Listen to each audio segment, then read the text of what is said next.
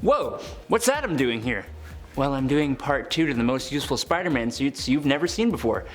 Didn't you read the title? Don't worry, Ben is still here somewhere.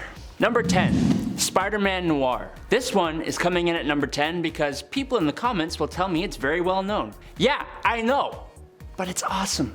So, I don't know, deal with it. On Earth 90214, Peter Parker modeled his spider suit after his Uncle Ben's World War I air pilot uniform. But I mean, no, he modeled it after being totally awesome. With that trench coat and the fedora hat, the goggles, the vest, he even carries a pistol. He used what he had in the 1930s to create a spider detective. You love it, I love it, we all love it. And it always deserves to be talked about when we talk about Spider-Man suits.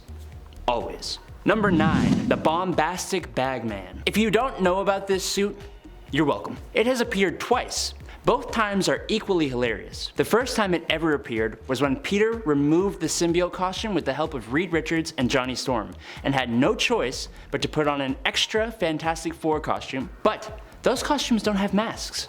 So what did he do? Make a new one, I hear you say?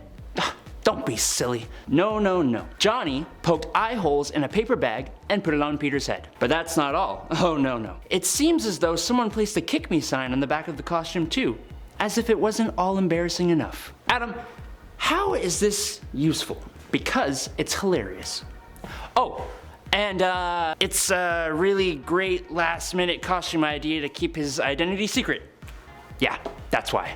Number 8, the Canadian Spider Suit. In an alternate reality, first seen in Cosmic Ghost Rider Destroys Marvel History Volume 1, Number 6, Ben Reilly wore a suit that differs a little bit from its blue and red counterpart. This suit had a black and red color scheme. The aesthetic webbing looked very suspiciously like plaid. It had brown leather gloves and boots, and the chest spider symbol was inside of a pinkish white maple leaf-like shape. I can't possibly tell what they were going for here. Oh, you know what? I think, yeah, it's a Canadian Spider-Man. Other than the aesthetic, Canadian Spider Ben Reilly is exactly the same as his 616 counterpart, but way more apologetic and probably slightly more resistant to cold weather.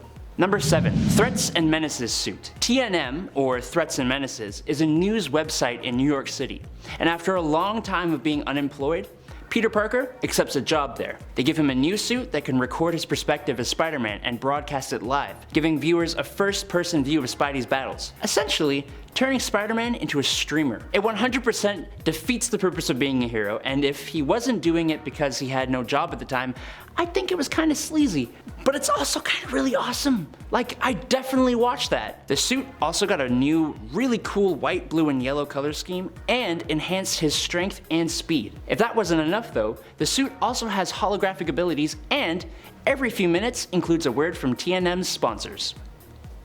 Number 6, Spider-Man Earth 71928. On Earth 71928, Peter's life remained pretty much the same as Earth 616 Peter until Uncle Ben died, and Peter killed the robber who shot him. In a very Punisher-like decision, Peter decided to deal with crime by any means, meaning he killed criminals. Peter tried to avoid this at first, but since criminals be criminals, and that life is kind of hard to leave behind, they always came back, and gosh darn it, Peter was not okay with that. Yeah, a great reason to be a murderer, man. He carried the pistol that took Uncle Ben's life, as well as other weaponry with multiple different types of ammunition. His suit also took a skull logo instead of the traditional spider logo due to the spider that gave him his powers being a noble false widow, which has a cephalothorax that looks like a skull. Yeah, okay Marvel. You know, I'm seeing a lot of Punisher parallels here. Strange. Number 5, Upgraded Advanced Suit. The Advanced Spider-Man suit in the Marvel Spider-Man video game always deserves a mention, but it's literally on the cover of the game. So another armor native to that game though comes to mind. That's the Upgraded Advanced Suit. Peter creates this armor out of the same material that Dr. Otto Octavius created his cybernetic limbs with. While he originally made this suit as a side project, it became extremely useful when Doc Ock became his sinister self. The suit allowed Peter to be able to actually stand up to his old mentor, and it looked really good doing it. All black metal-like material with the yellow eyes and the spider symbol. After I beat the game, I definitely used this as my main suit, and you know what? It's actually worn on top of the advanced suit, so I'm kind of hitting two spiders with one stone here. Number 4, Spider-Man Carnage Doppelganger. We all know Spider-Man had the awesome black Venom symbiote suit, but did you know Miles Morales had one too? When he was forcibly bonded with a symbiote by Carnage, the resulting suit is a corrupted looking version of Miles' already awesome suit, with a jaw, splashes and spirals, and ripped gloves and boots. It also changed colors when in a fight. Just like Peter, Miles eventually got control of the suit, changing its look with red streaks under the eyes. Also, the spider logo was skinny and the legs extended and wrapped around the shoulders and thighs. This suit was both useful and detrimental. All the perks of having a symbiote bonded suit, but also with all the cons. It didn't last as long as Peter's run with the symbiotic suit though, which sucks when you know how much better it looks. Don't kill me in the comments for that. Hold up. Hey, before we carry on, I just want to say thanks. Thanks for being you. Thanks for watching. Thanks for hitting that like button. And if you did it, thanks for subscribing. It means a lot to us here. Okay, now let's carry on before I get too sentimental. Number 3, the black cloth suit. After Peter Parker defeated Venom and removed the symbiotic suit, his girlfriend at the time, Black Cat, gave him this black cloth Spider-Man suit that was thankfully not a symbiote. Her reasoning was that, well, to put it plainly, she thought he looked sexier in the black suit. Hey, we all know black is sexy, okay? He was initially resistant to the idea, but he had to wear it because his other suit shrunk in the wash. Yes, that's the actual reason. Peter Parker problems, am I right? Really, it was because fans loved the black suit. I am one of those fans. The black suit and his traditional suit were swapped in and out from time to time, and the black suit was even his primary suit for a while when the other one was destroyed. This suit was useful for Peter as his girlfriend loved it and fans loved it. Oh, and it was really good for stealth and intimidated the hell out of bad guys. Yeah.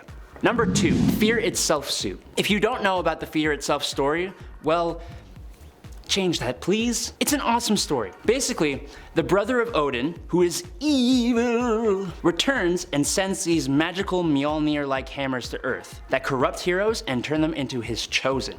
That's a ton of power, and the heroes really struggle to quell that threat. Tony Stark and the dwarves of Nidavellir team up to create Uru armor and weapons for a bunch of heroes. Spider-Man was one of those heroes. The suit had 2 gauntlets on each wrist, which were equipped with blades on each arm which could be used as melee weapons. It also changed the color scheme to a neon-like blue and white scheme. It was really sweet looking. Unfortunately, we don't really know the full capabilities of the suit as Odin ordered it and the other Uru weapons to be destroyed after the conflict. But it had to be extremely useful against the Asgardian level threats because they won. Number 1, Superior Spider-Man suit. Fans of the character will know that the Superior Spider-Man is actually Dr. Otto Octavius, who switched bodies with Peter Parker. After Peter died in Otto's body, and Otto was shown the experiences and memories of Peter, he decided to become an even better Spider-Man. Part of that process included creating a new suit. The modifications to the suit weren't just aesthetic. Otto added a heads-up display on the lenses. All of the fingers on the gloves have retractable claws on them, and the big toe on both boots is separated from the rest of the boot, and both have retractable talons, which is kind of weird. He also added carbonadium in the mask to prevent mind switching. He added a built-in communications device to activate nano spider tracers, and created spider arms on the back. When Peter came back, surprise, he used the suit with energy weapons and extra arms in order to defeat Itsy Bitsy. Yes, that's a villain. This suit was much more advanced and also looked pretty awesome. Alright, you little nerds, that's the list. I hope you guys enjoyed part 2. Let me know down below if you knew some or all of these, or if you saw something new. I'm Adam Andrews with Top 10 Nerd. Peace out, nerds. Bye!